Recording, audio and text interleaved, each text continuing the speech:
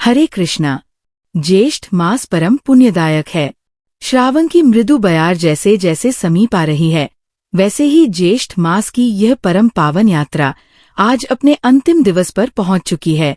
BRS ज्ञान के इस पवित्र मंच पर हमने भगवान श्री जगन्नाथ, बलभद्र और सुभद्रा जी की अद्भुत लीलाओं का रसास्वादन किया, पुरुषोत्तम क्षेत्र की दिव्यता को जाना और पौराणिक घटनाओं के द्वारा अपने हृदय को भाव विभोर किया। आज हम उस कथा में प्रवेश कर रहे हैं जिसे सुनकर आपकी आत्मा पुलकित हो उठेगी, मन स्तब्ध हो जाएगा और हृदय से एक ही ध्वनि निकलेगी, जगन्नाथ स्वामी नयन पथगामी भवतु में। पर क्या आप जानते हैं, इस आखिरी दिन भगवान श्री जगन्नाथ ने ऐसा क्या कर दिया कि समस्त देवताओं ने उनके रथ को स्वयं खींचा? क्या आपने कभी सुना है कि एक साधारण भक्त के प्रेम से भगवान स्वयं अपने स्वरूप को बदल ले? क्या आपने अनुभव किया है वो क्षण जब साक्षात मृत्यु ने भगवान श्री जगन्नाथ के चरणों में आकर प्रणाम किया? तो आइए, इस पवित्र आखिरी दिन पर हम आपको ले चलते हैं एक दिव्य कथा की ओर।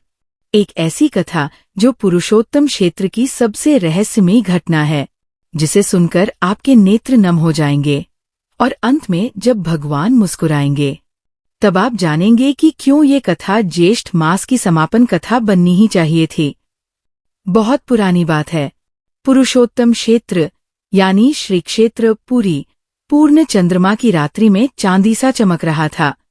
समस्त तीर्थों में श्रेष्ठ ये क्षेत्र, जहाँ श्री जगन्नाथ साक्षात अपने भाई बलभद्र और बहन सुभद्रा जी के साथ विराजमान हैं, वहाँ एक अनोखी घटना घटने वाली थी। उस दिन भोग मंडप में भगवान को सैकड़ों प्रकार के पकवान अर्पित किए गए।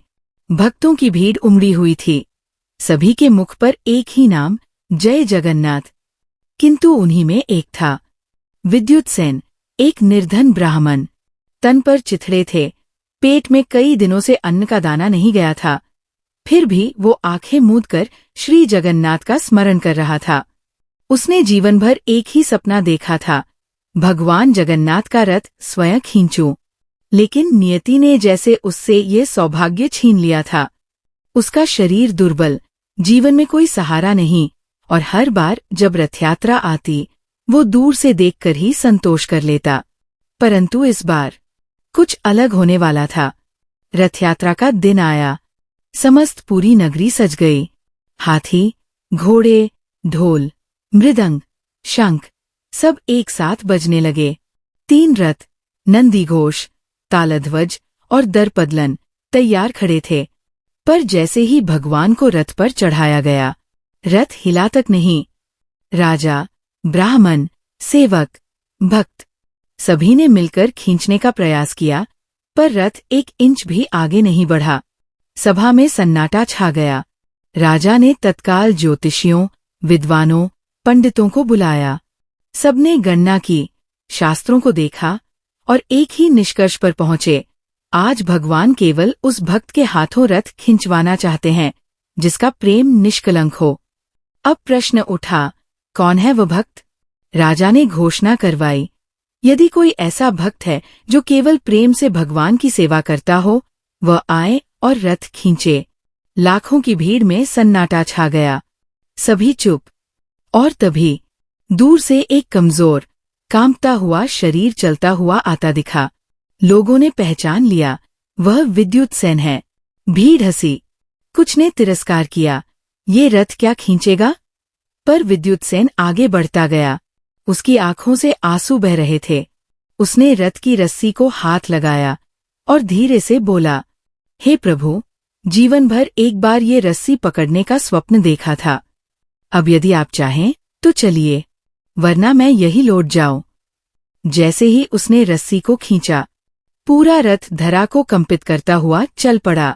भीड़ स्तब्ध, राजारो पड़ा, और भगवान जगन्नाथ, उनकी मूर्ति पर ऐसा तेज प्रकट हुआ कि किसी की आंखें टिक न सकीं।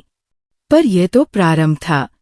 जैसे जैसे रथ आगे बढ़ा, लोगों ने देखा विद्युत सेन के शरीर से तेज निकल रहा है।